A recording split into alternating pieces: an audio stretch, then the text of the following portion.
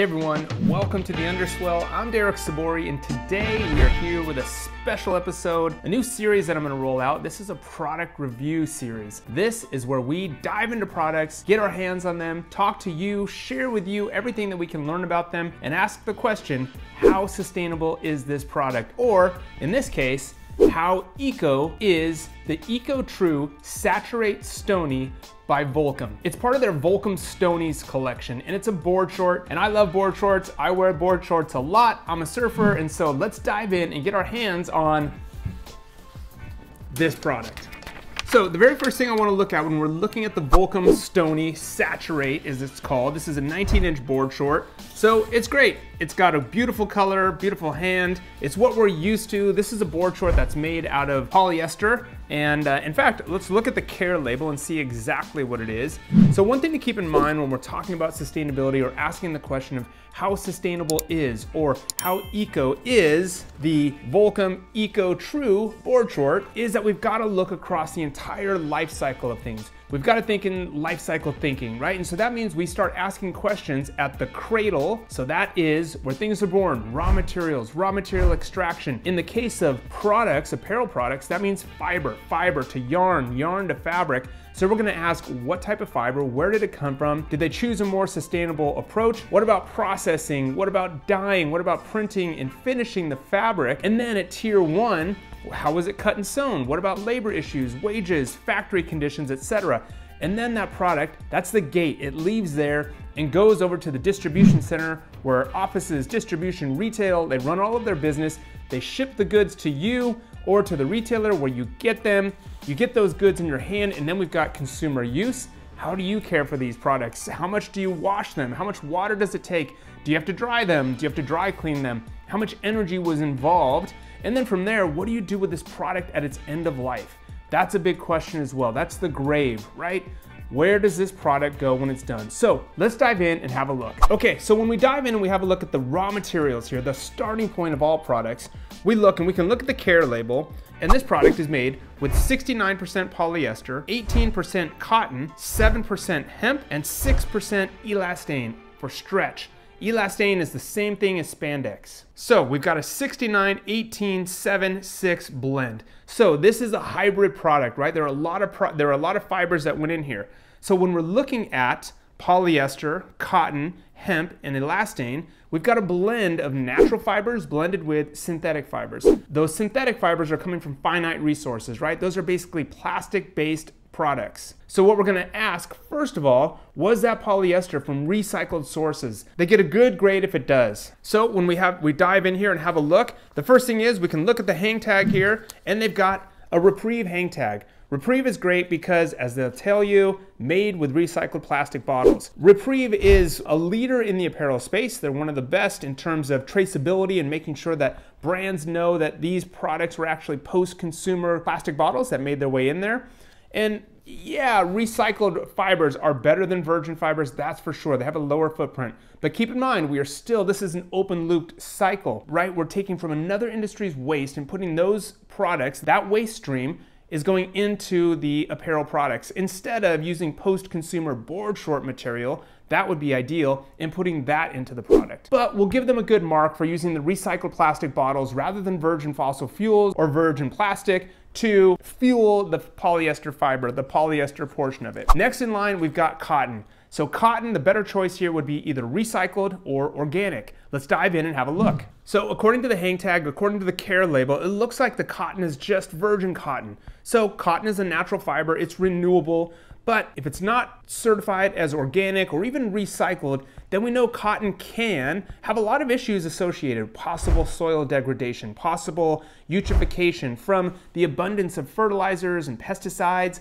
and different issues that go on with growing that crop, especially if it's in a monocrop situation where we are not including diversity and such. We want to really lean into those either recycled materials or organic. There are regenerative organic cotton standards now. There are climate-friendly cotton standards now. So this looks like it was conventional cotton, but depending on how you look at it, right? Conventional cotton versus conventional polyester, both are going to have the issues associated with them. So we've really got to dive in and ask some questions. But if I go and look at the website here, I don't see a lot of information regarding the cotton. Next in line, the hemp fiber. Hemp is great because it's a renewable fiber. It grows really quickly. It doesn't require a lot of pesticides, doesn't require a lot of water. It can be grown organically, but you can only get it in certain parts of the world for textiles right now and grown in a scaled version. And that typically means we're going to probably be getting the hemp from China. And I'm sure actually we should look to see this country of origin as well. This product was made in China. So chances are most of the fibers, most of the yarns, everything came from the China region. So that probably means this was industrial hemp grown in China and spun into yarns and fabric there. So that's good. Hemp is a great renewable resource.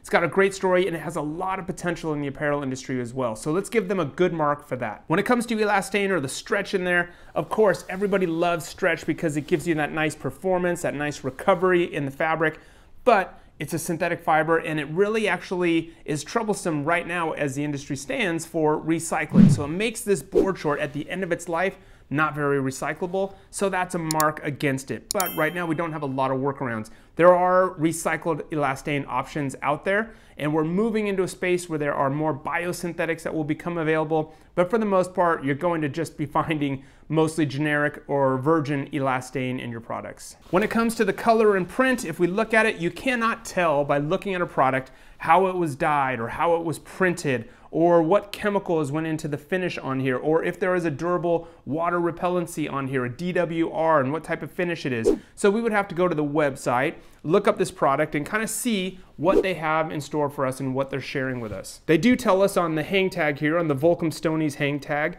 that it contains hemp fiber, that it does have a water repellent on it. So if it has a water repellent, a finish on it to kind of wick that water away, what we're looking for is a PFC-free DWR repellent. So there's a great report that Greenpeace put out years ago called Footprints in the Snow if you want to look at it and learn more about this issue. The fluorinated chemistry that is involved in making these DWRs. It's chemistry that is persistent in the environment, endocrine disrupting, etc. A whole bunch of issues with it. So it's a toxic substance that we have been trying to eliminate, but trying to not sacrifice performance as well, especially when it comes to the outdoor gear and water wear that we are used to. It also says this product has a 4-way stretch and has a unique cinch fly that they've designed. I think it's a patent pending fly.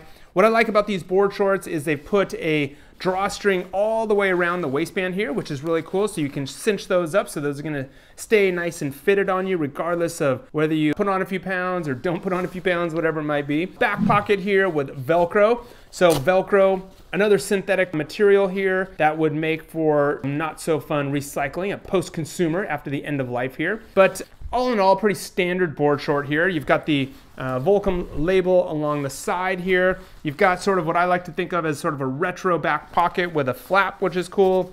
They've got, what I like here is they've got drain holes, no plastic or anything there, just stitched with yarn, so that takes out one more trim element. The drawstring feels like it's a cotton drawstring, so that's nice. So that's a nice renewable fiber, easy to biodegrade, not plastic based.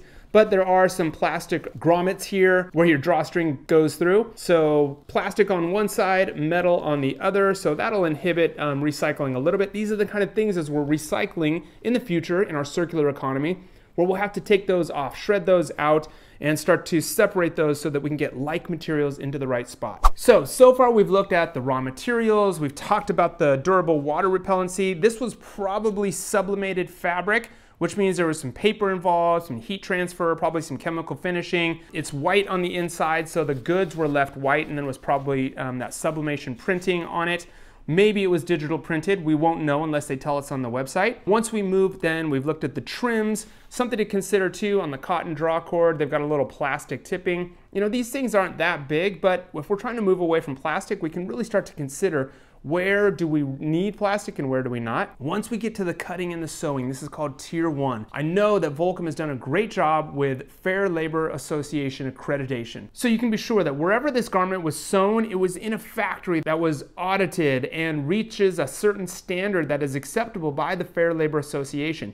You can go learn more about what the FLA is and what that accreditation means, but it's one of the highest standards in our industry. So good job to Volcom for continuing with that accreditation. I know they've had it for years, but that lets you know that this was made in a factory that is up to code and that is doing things right. It also means that Volcom has a really good compliance team, a good program in place, good governance to make sure that they're doing audits, checks, corrective actions, that everything is in place to make sure that nobody is being harmed, dying for the clothes that we make, etc. So that's a good thing, so that gives you confidence. The next thing we're gonna look at is how it was shipped to you. Did it come in a plastic bag? What type of box did it come in, especially if this was shipped to you directly from their e-commerce website? I ordered this directly in the retail setting, so it was just on a hanger, and so I don't have any other packaging for that. So we would hope that Volcom sent you a good, more sustainable option. When I look at their hang tags are made out of paper. And what I like is that they've got an FSC certification on their main hang tag here, which means this was product or this was paper that was made from responsible or sourced from responsible forestry practices. So that's a good thing to look at. They've got their hang tag promoting on here that they are using hemp. And in fact, it says hemp, a time-tested fiber with environmental advantages, is a fast-growing annual plant whose crops are low input, generally requiring little or no use of pesticides or herbicides. That's cool. So they're doing some consumer-facing awareness, which I think is important. So that would be the last thing that I would want from Volcom. How well are they sharing and talking about these credentials? You know what I would love to see on here is something that says that they are an FLA accredited brand. I don't think you can do that though on the product, but they've got to do a good job of making sure that that message gets out there to you so that you know how important it is. So that is the Volcom Saturate Stony made with hemp.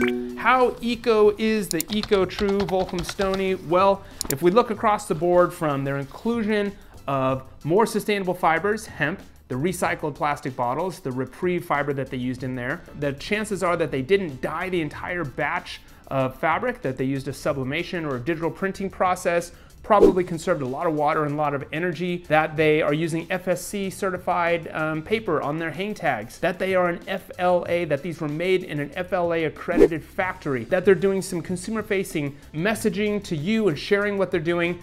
Overall, on the spectrum, you know that I will never come and say that something is sustainable, but guess what? I put this kind of tipping up into the green zone. So good job, Volcom. Definitely you're out of the red zone. You're kind of working your way out of the orange zone there, getting into the green zone. I like what's going on here. I would love to see some organic cotton put in there or recycled cotton as that blend. And then when we're done with these board shorts, what can we do? What can consumers do to get them back to you so that we can start closing that loop and giving you some post-consumer inputs so that your recycled materials are coming from our own goods rather than the plastic bottle industry. All right, so that's it. I hope you like it. Hope you get out there and get some good time in board shorts this summer for those of you that are in water areas, whether you're swimming in the ocean, but that's it. If you like videos like this and you want to learn more about sustainability in the fashion industry, be sure to click the subscribe button. And if you want to sign up for our newsletter where we send you something every Monday, Wednesday, Friday. It's called the Monday, Wednesday, Friday Sustainability Club. Click the link below and come sign up for the newsletter. We'll get you Monday must-knows, Wednesdays what's in the news, and Friday future innovations. It's a great place to stay tuned in to sustainability matters, all right? So check us out. That's the next video. Stay tuned for the next product review as well. Thanks for watching.